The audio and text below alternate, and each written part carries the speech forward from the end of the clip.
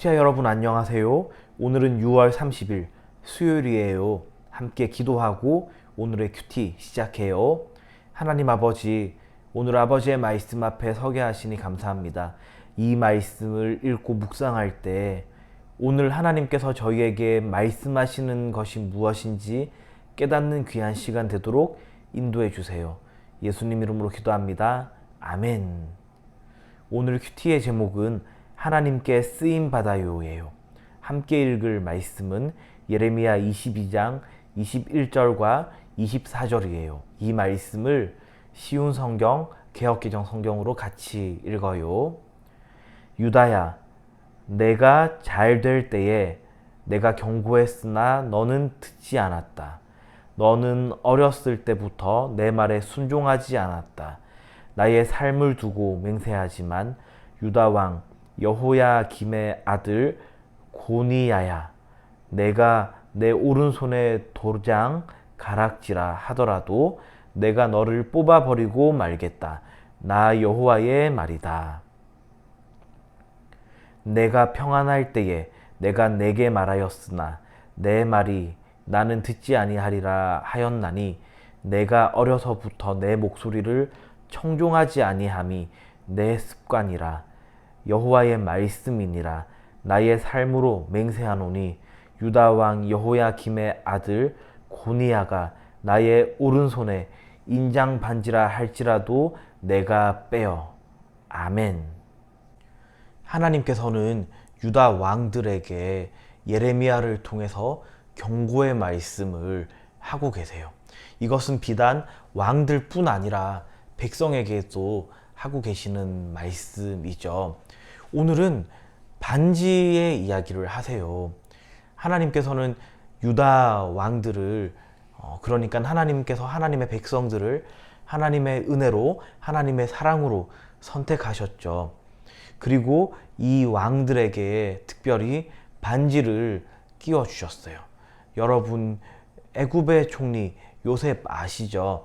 요셉도 애굽왕 바로의 인정을 받을 때에 애굽의 총리가 되었고, 이 총리에게 왕만이 할 수 있는 그 권한, 허락 권한을 행할 수 있도록, 행사할 수 있도록 왕이 끼고 있던 인장 반지를 요셉에게 빼줬는데, 바로 그 인장 반지를 들어서 오늘 말씀하고 계세요. 유다 왕들이 처음부터 하나님의 말씀을 못 들은 건 아니에요. 그런데 점점 시간이 지날수록 하나님의 말씀을 가볍게 들었어요. 그래서 하나님께서는 이 유다 왕들이 잘 될 때에 초반부터 계속해서 경고의 말씀을 하셨어요. 그런데도 오늘 함께 읽은 21절 말씀에 보니까 이 유다 왕들이 듣지 않았죠. 오히려 이 유다 왕들은 어렸을 때부터, 그러니까 초반부터 하나님의 말씀에 불순종하는 그러한 모습들이 보였던 것 같아요. 하나님께서는 이렇게 하나님의 말씀에 불순종하고 하나님의 말씀을 가볍게 여기는 태도를 결코 용납하지 않으세요. 그래서 하나님께서는 그저 왕들아라고 하시는 것이 아니라 24절에서는 직접 어느 왕인지까지도 언급을 하세요. 유다 왕 여호야김, 이 여호야김은 18대 왕이고 또 그 아들 고니야, 여호야긴 왕으로도 알려져 있는 이 고니야는 19대 왕이에요. 이러한 왕들이 다 하나님의 말씀에 바로 서지 못했어요. 그래서 하나님께서는 너희가 내가 택하여 세운 왕들이라 할지라도 그 손에서 반지를 빼내듯이 너희를 뽑아 버리겠다라고 하나님께서 말씀하고 계시는 거예요. 이처럼 하나님께서는 하나님의 말씀에 순종하지 않으면은 아무리 하나님께 선택받은 왕이라 할지라도, 하나님께 선택받은 백성이라 할지라도 토기장이의 이야기처럼 토기장이가 그릇이 제대로 빚어지지 않으면 깨뜨리잖아요. 그것처럼 이 왕들을 벌하시고 그 왕위에서 쫓아버리실 수 있다는 말씀을 하고 계신 거예요. 그만큼 하나님께서 이 왕들에게 그리고 유다 백성에게 하나님의 말씀에 귀 기울이고 귀담아 듣고 또 하나님의 말씀으로 돌이킬 것을 촉구하고 계시는 거겠죠. 여러분, 오늘 우리의 모습은 어떤가요? 하나님께서 우리에게 혹시 계속해서 경고의 말씀을 하고 계시는 것이 있는데 우리가 돌이키지 않는 것이 있다면은 하나님의 이 말씀을 묵상하면서 우리도 회개하고 돌이켜야겠어요.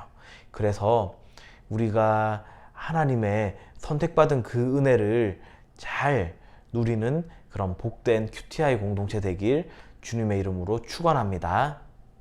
오늘의 질문이에요.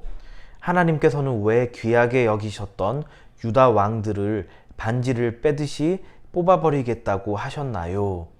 이 질문의 답은 말씀에 불순종하면서 결국 하나님으로부터 버림을 받게 되었기 때문이에요가 되겠죠. 다섯 손가락 묵상이에요. 함께 묵상한 내용을 손가락 하나하나 짚어가며 정리해봐요. 먼저 엄지손가락, 이 본문에서 하나님은 누구신가요? 인데요. 여러분은 오늘 말씀을 통해서 어떤 하나님을 묵상해 보셨나요? 저는 말씀에 귀 기울이는 것을 통해 우리와 사귐을 가지시려는 분으로 묵상해 봤어요.